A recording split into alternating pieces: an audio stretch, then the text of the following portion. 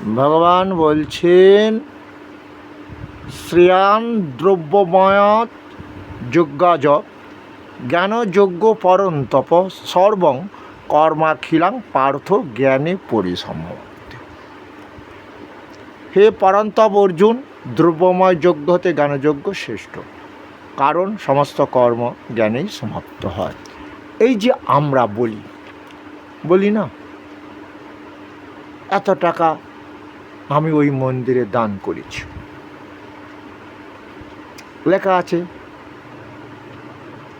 মন্দিরে,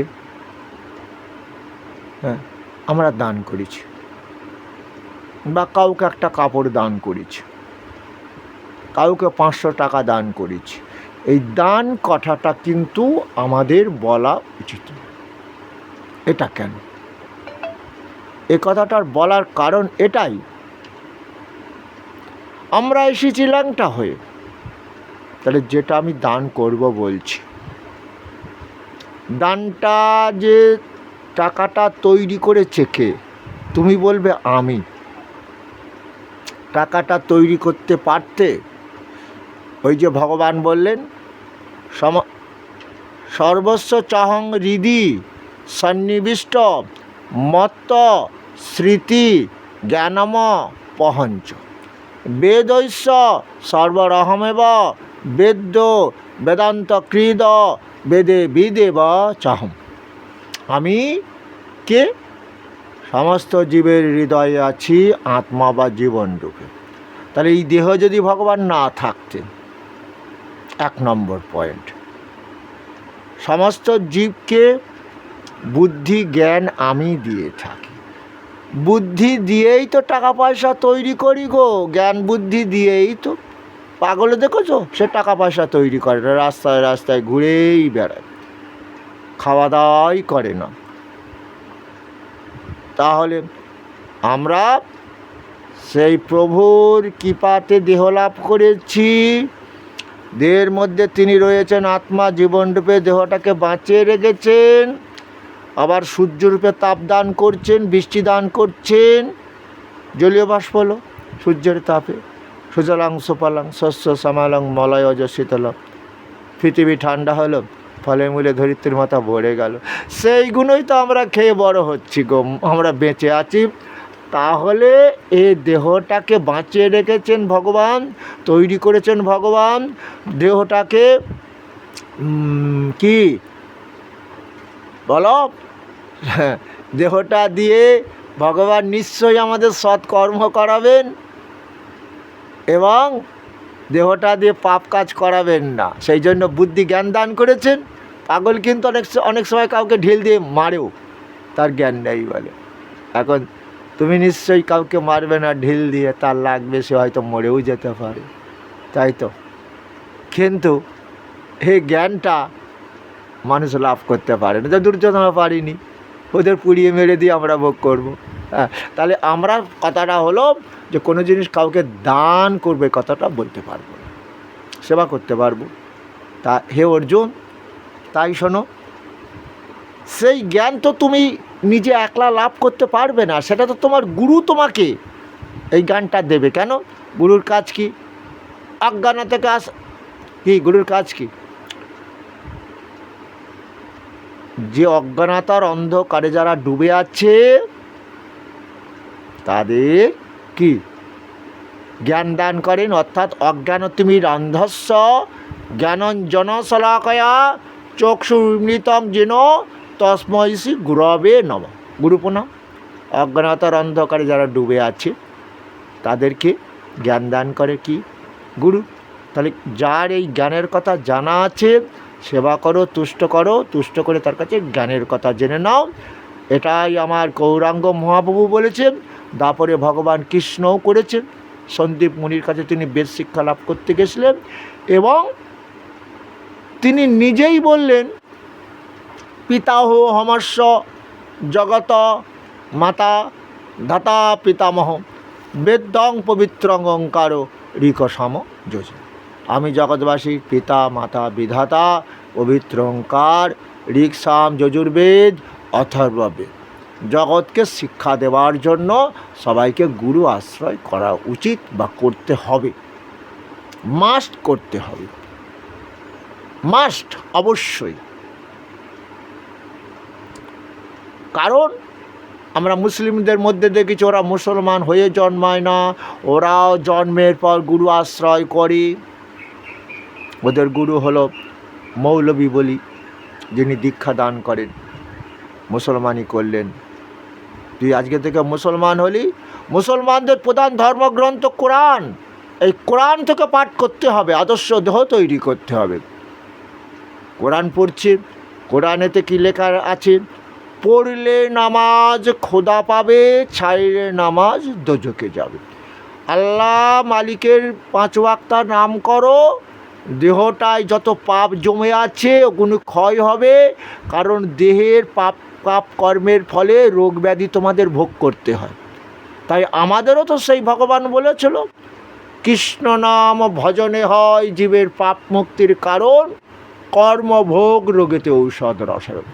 দেহ দিয়ে অনেক পাপ কর্ম করেছো, তাই অনেক রোগ ভোগ করছো।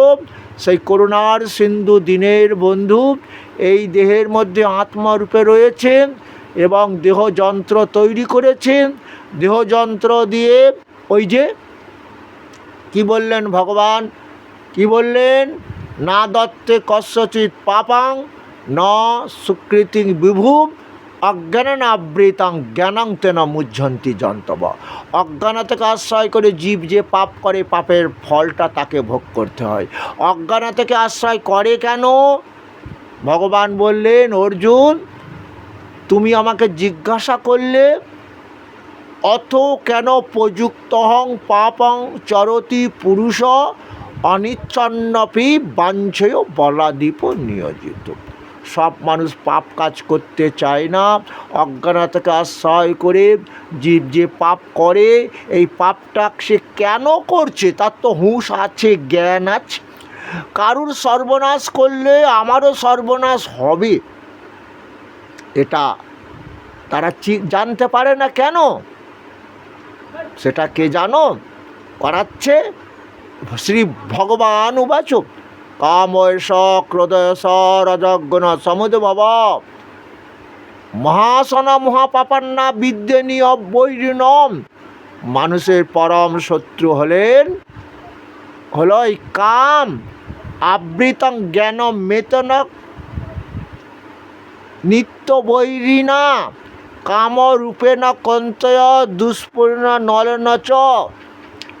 এই কাম এমনই একটা বস্তু, চোখে দেখা যাবে না, কিন্তু জ্ঞানী ব্যক্তিকেও এই কাম তার জ্ঞানটাকে আবৃত করে রেখে দিয়েছে।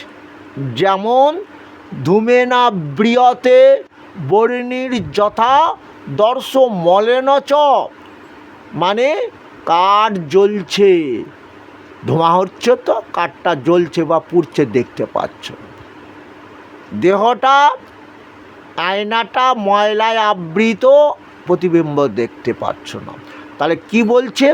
ধূমেন আবৃয়তে বর্ণির যথা দর্শ মলেন চ তথা লেবনাবৃত গর্ভস্তথা তেনেদম আবৃত। মানে এই যে গর্ভের সন্তানও আছে, চামড়া দিয়ে দেহ ঢাকা, ছেলে কি মেয়ে যেমন তুমি দেখতে পাচ্ছ না, এমনই জ্ঞানী ব্যক্তিও অজ্ঞানতাকে আশ্রয় করে অনেক দেহ দিয়ে পাপ কর্ম করে। জানো তো, এগুলো জানে সে, তবুই অজ্ঞানতা এসে গেল। আমি অজ্ঞানতা মানে কি? জ্ঞানী ব্যক্তি আজকে কলিযুগে দেখতে পাই, যারা উচ্চ শিক্ষিত, যারা আমাদের পালন করবেন, পালন না করে কি করছেন? কোটি কোটি টাকা তারা আত্মসাৎ করে সুইডিশ ব্যাংকে রেখে দিয়ে এসেছে। বলো তো ভাই, যুদ্ধ বেঁধেছে, এরা কি জঙ্গি নয়? কি গো, পাকিস্তানকে আমরা দোষ দিলাম, ওরা জঙ্গি হয়ে ভারতীয়দের মেরে দিয়ে যাচ্ছে, হিন্দুদের বিশেষ করে। আর এরা কাদের মারছে? এরাও কি সেই হিন্দু নিধন যোগী নয়? মুসলমানদের কথাই বাদই দিলাম, মুসলমান হিন্দুদের নাকি শত্রু। যাক, শত্রু থেকে এরা বড় শত্রু নয়। তাই বলেছিল গুরু কারো, গুরু যেমন গুরু কি করলো, গুরু কি করলো দেখেছো? গুরু কি করলো? যে লালা জমিদার প্রজার খাজনা দিতে না পারলে গরু ছাগল পর্যন্ত টেনে নিয়ে আসতো, সেই লালা জমিদার এক বৈষ্ণব তার বাড়িতে কি করতে এসেছে জানো তো? বৈষ্ণবে কাদের বলে? তিনদপি শুনিচন তরিব সহিষ্ণু না অমামেনা মানা দেন সদা কীর্তনীয়। বৈষ্ণব তিন থেকে দিনতর হবে, তার অহংকার থাকলে হবে না। মেরেছ কলসির কানা, তাই বলে কি প্রেম দেব না? আইরে মাধাই তুই আমার পায়ে নয় আমার বুকে আয়। হরে কৃষ্ণ। কাঠুরিয়া ছেদন করে বৃক্ষ, তাকে ছায়া দেয় তো? কাঠুরিয়াকে গাছ বৃক্ষ। আর যে মান দেবে না গো তাকেও কি করতে হবে? হরিনামটা শোনাতে হবে। লালা জমিদার দোতলা থেকে বলছে, ভিখারি কি গান গাইছো গো? তা বৈষ্ণব কি গান গাইছিল? হরে কৃষ্ণ কৃষ্ণ কৃষ্ণ হরে হরে হরে রাম রাম রাম হরে হরে। ভিখারি লালা বলছে, কি গান গাইছো বাবু? এটাই আমাদের পাড়ের কড়ি। তোমরা জানো কড়ি আমাদের পয়সা ছিল, পাড়ের কড়ি। হ্যাঁ কে গা ভিখারি? আমি যে টাকার পাহাড় তৈরি করেছি, এই টাকাটা আমার সঙ্গে দেবে না? দেবে এই হরিনাম, এই আমাকে পার করবে? হ্যাঁ, দেহতে যত পাপ করেছি কেন অজ্ঞান এই পার করবে? হ্যাঁ বাবু। জানো না বাবু? লালা যেন চিন্তায় পড়ে গেল। দেখলাম পাশের বাড়ির জমিদারটাও তো মরে গেছে, দেখলাম সেও তো সঙ্গে হরিনাম দিচ্ছে, তা ঠিকই আছে। গীতা ভাগবত দেখলাম পাঠ হচ্ছিল, তা তো ঠিকই বলেছে। তাহলে আমার পাড়ের করি এই হরিনাম। বোঝা গেল? ওই যে গুরু অজ্ঞানতার অন্ধকার দূর করে জ্ঞানের আলোক জ্বালিয়ে দিলেন, ও তো একদিনে জ্বলবে না গো। কেন বলো তো? তার চরিত্র তো অর্থার্থী ভক্ত, অর্থ ছাড়া কোনো দিন কিছু জানতো না। তুমি কি বুঝতে পেরেছ? তাই গরিব প্রজা খাজনা না দিতে পারলেও হয়তো চাষবাস ভালো হয়নি, আবহাওয়া ভালো ছিল না, ফসল ক্ষতি হয়ে গেছে, এটা তো হতে পারে। তাও তার কিন্তু গরু ছাগল পর্যন্ত ওই লালা জমিদার টেনে আনতো। কত বড় অত্যাচারী জমিদার। আজকে দেখেছ সেই গুরুর পাল্লায় পড়ল বৈষ্ণব, কলিযুগের জন্য শ্রেষ্ঠ। এই জন্যে বৈষ্ণব কেন ব্রাহ্মণ শ্রেষ্ঠ হলো না? দাপরে বলেছিল কিং পুনর ব্রাহ্মণা। হে অর্জুন, পুণ্যবান ব্রাহ্মণের কথা কি বলিব?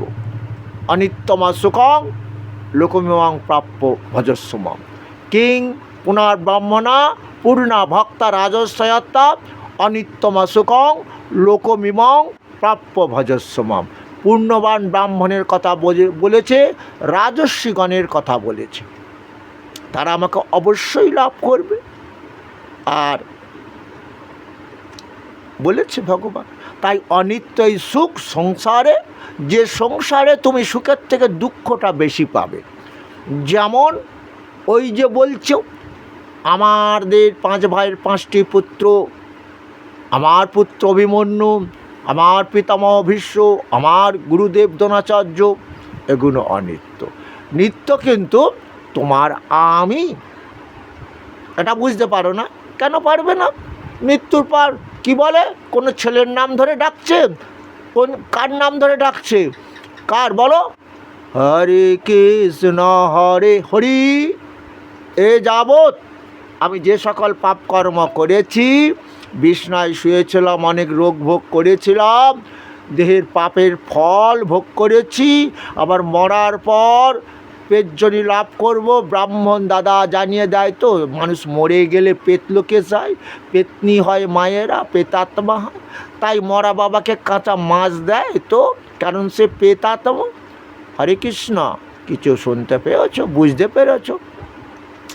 আজকে লালার চেতনা এসে গেল, মৃত্যুর পর হরিনাম দেবে। এত সহজে কি টাকার মায়া ছাড়া যায় গো? কি গো, বুঝতে পেরেছ? কিন্তু ওই যে গুরু বিষটা বপন করে দিয়ে গেছে, হরিনাম ছাড়া কিছুই দেবে না বাবু। ওই টাকার পাহাড় থেকে একটি টাকাও তোমার দেবে না, বীজ বপন করেছে।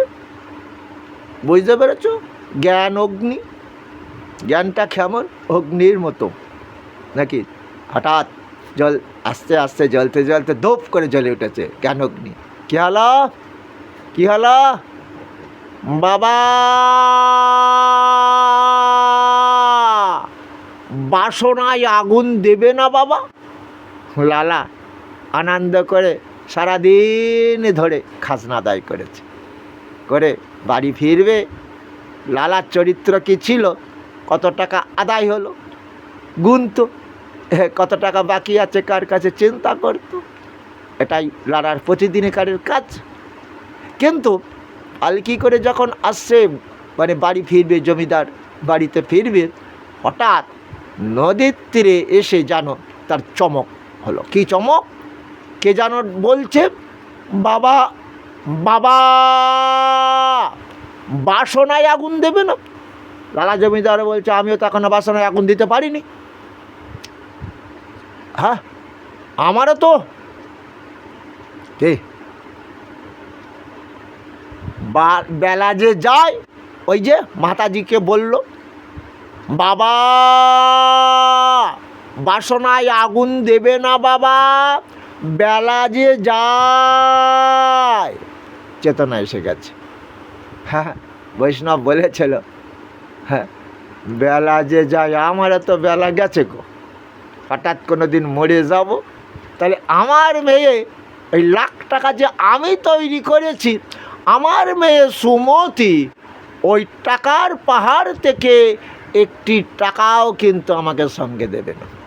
সত্যি কথাই তো, বৈষ্ণবের কথা শুধু নয়, আমি তো দেখছি। তাহলে সেই টাকাই শুধু আমি আয় করলাম, টাকা ছাড়া কিছু চিনলাম না, কিন্তু মরার পর সেই টাকা দেবে কি?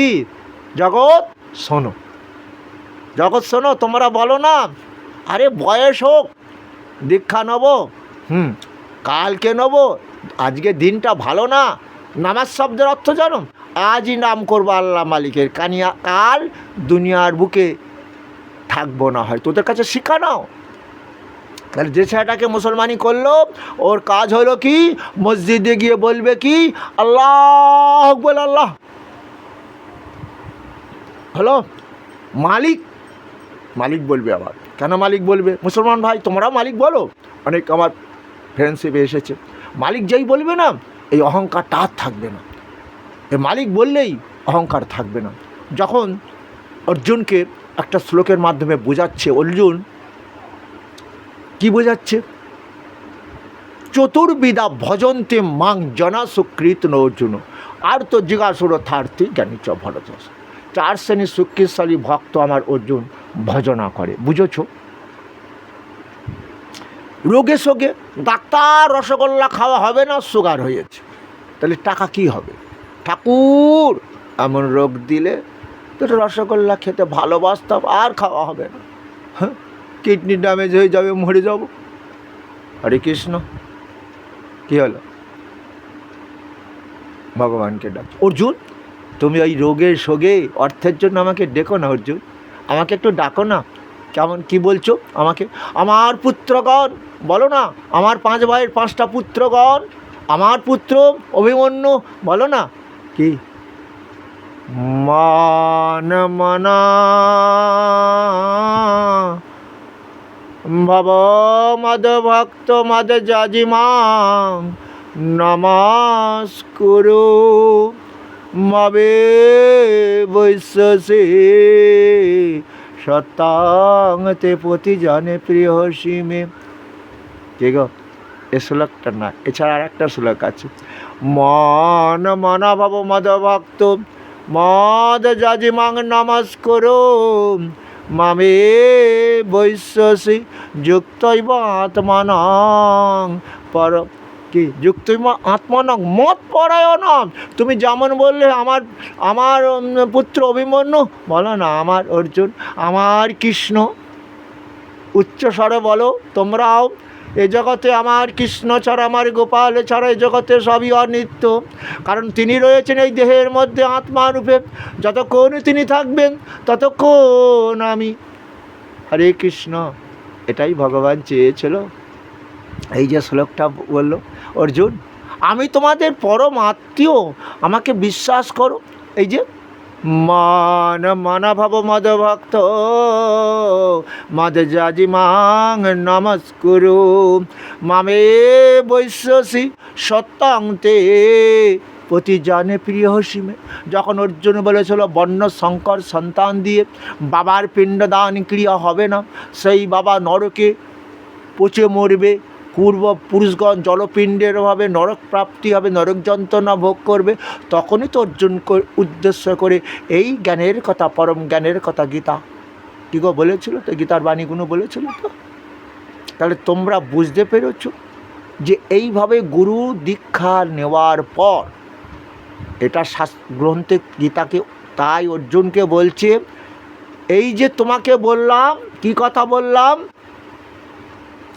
যে সেই জন্য যার জ্ঞানের কথা জানা আছে, পরম জ্ঞানের কথা, জ্ঞান একজন দেয় আর একজন দেয়, তিনি হলেন আমাদের শিক্ষাগুরু। শিক্ষাগুরু কোন শিক্ষা? ইউনিভার্সিটি শিক্ষাগুরু, যেটা দিয়ে আমরা পয়সা তৈরি করি। হরে কৃষ্ণ। কিন্তু সেই পয়সাটা যে আমাদের সঙ্গে দেয় না, সেই পয়সাটা তৈরি করতে গেলে শিক্ষিত ব্যক্তিরাও অনেক সময় পাপ পথে পয়সা তৈরি করে। একটু আগে বলছিলাম সুইডিশ ব্যাংকেতে টাকা রেখে দিয়ে এসেছি, তারা নিশ্চয়ই উচ্চ শিক্ষিত, জ্ঞান আছে প্রচুর। হরে কৃষ্ণ। হ্যাঁ, কিন্তু ওই জ্ঞানটা কী হবে, তাকে তার অকাল মৃত্যু ডেকে আনবে। যুদ্ধ হচ্ছে তো, টাকা সব নষ্ট। যেমন 91 লক্ষ ভারতীয় আছে হয়তো বিদেশে, কী হবে, তাদের আর হয়তো আশা হলো না। ওখানেই বসে মুসলমান হলে আল্লাহ আকবর, আল্লাহর নাম করবে, হিন্দু হলে হয়তো গীতা পড়বে, কেউ হরিনাম সংকীর্তন করবে। হিন্দুরা একটা দেবতাকে তো আশ্রয় করে, হরে কৃষ্ণ। হয়তো সে মা কালীর ভক্ত, কি মা লক্ষ্মীর ভক্ত, কি বাবা গণেশের ভক্ত, ব্যবসায়ী লোক, হরে কৃষ্ণ। কিন্তু যেখানে, হ্যাঁ, ওই জন্য বলেছিল ভগবান রাত্র দিন নাম লয় খাইতে শুইতে, খেতে খেতে শুতে শুতে যেখানেই থাকো নাম করে যাও। হরে কৃষ্ণ। খাওয়া তো আজকে আমার বাড়িতেও না হতে পারে, হয়তো 10 মাইল দূরে গেছি কারো আত্মীয় বাড়িতে, কোনো অন্নপ্রাশন হয়তো বিয়ে থাকে, সেখানেও নাম করে যান, ওখানেও মৃত্যু হতে পারে। তো স্ট্রোক হয়ে যাচ্ছে এখন যেখানে সেখানে। হরে কৃষ্ণ, কি দারুণ না? আচ্ছা, হরে কৃষ্ণ তাহলে কী হলো? হরে কৃষ্ণ শুধু বলতে নেই, পুরোটা বলতে হয়। হরে হরে কৃষ্ণ কৃষ্ণ কৃষ্ণ হরে হরে, হরে রাম রাম রাম হরে হরে। ঠিক আছে। আচ্ছা, এরপরে অর্জুন আবার একটি শ্লোকে বললেন, যদা জ্ঞাতা না পুনর্মোহ মেবং যশস্বী পাণ্ডবা যেন ভূতানা শেষনাম দক্ষাস আত্মনতময়ী। শোনো অর্জুন, যা জানলে তুমি আর এই রূপ মোহগ্রস্ত হবে না। হ্যাঁ, মোহগ্রস্ত মানে কি?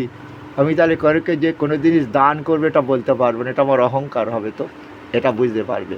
আর কি, যে জ্ঞানের দ্বারা তুমি সমস্ত ভূতাদি এবং নিবেশেষ প্রথমে নিজের মধ্যে এবং পরে সচ্চিদানন্দ ঘন পরমাত্মারূপী আমাকে জানতে পারবে। কি বুঝতে পারবে? যে প্রত্যেকটা জীবের মধ্যে আমি আছি, আত্মা বা জীবনরূপী। তাহলে দান বলতে পারবে না। ওই যে আমি যে বললাম ধর্ম কি, আত্মৌপমেন সর্বত্র সমং পরশতি জহর্জুনম সুখং বা যদি দুঃখং সযোগী পরমমত। আমার মতে আমার ভক্তযোগী শ্রেষ্ঠ কোন ভক্ত? সবাইকে আপনভাবে সমস্ত জীবের মধ্যে ভগবান কৃষ্ণ আত্মারূপে বিরাজমান, তাই সেই জীবের সেবাই হচ্ছে শ্রেষ্ঠ ধর্ম। তাহলে এই দান কথা বলতে পারবো না, সে কষ্ট পাচ্ছে, আমার সামর্থ্য অনুযায়ী তাকে সেবা করব। এই সেবা ধর্মই হচ্ছে শ্রেষ্ঠ ধর্ম। যে সেবাটা দুর্যোধনাদি করতে পারেনি তারা ভোগ করবে ভারতবর্ষের ধন দৌলত। পঞ্চ পাণ্ডবদের ভোগ করতে দেবে না। বারানাবাতে লাক্সা গৃহ তৈরি করে পুড়িয়ে মারতে পারল না। আর কি হলো, তোমার অন্যায়ভাবে শকুনি মামার দ্বারা পাশা খেলে তাদের ভোগ করতে দেবে না, তারা বনবাসে পাঠিয়েছিল। তাই জন্যে সেই ভগবান কুরুবংশ ধ্বংস করে দিয়েছিল।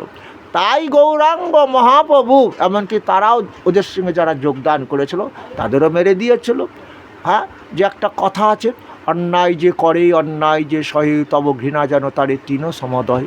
অন্যায়কারী এক পাপী, আর অন্যায়কে প্রশ্রয় দিচ্ছে তারাও পাপী। তাই কুরুক্ষেত্রের যুদ্ধে অর্জুনকে বলেছিল, অর্জুন এই যুদ্ধে যারাই এসেছে কেউ কিন্তু বাড়ি ফিরবে না, ওই দুর্যোধনাদি তো মারবো, ওদের সঙ্গে যারা যোগদান করেছে। কিন্তু এই যে আমরা এই জ্ঞানটা লাভ করতে হবে আমাদের সবাইকে। আদর্শ ভারতবর্ষ না, আদর্শ বিশ্ব তৈরি করতে পারবো আমরা। আদর্শ শুধু নয়, ভারতবর্ষ নয়, এটাই আমার গৌরাঙ্গ মহাপ্রভু চেয়েছিল, যে কোটি কোটি দুর্যোধন এইভাবে আত্মসাৎ করবে। বিশ্ব ব্যাংকের কাছে কোটি কোটি ঋণ করবে আমাদের রাজা, গদির লোভে অন্ধ হয়ে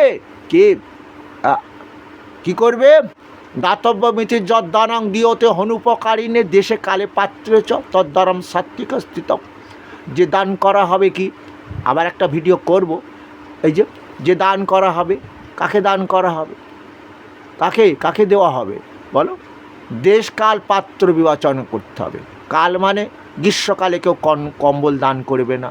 দেশ মানে কি বলতে পারবে বলো দেখি, কি দেশ? ধরো পাকিস্তানে বন্যা হয়েছে, সেখানে আমাদের প্রতিবেশী দেশ শ্রীলঙ্কাতে আমরা আমাদের যতটুকু এ করব।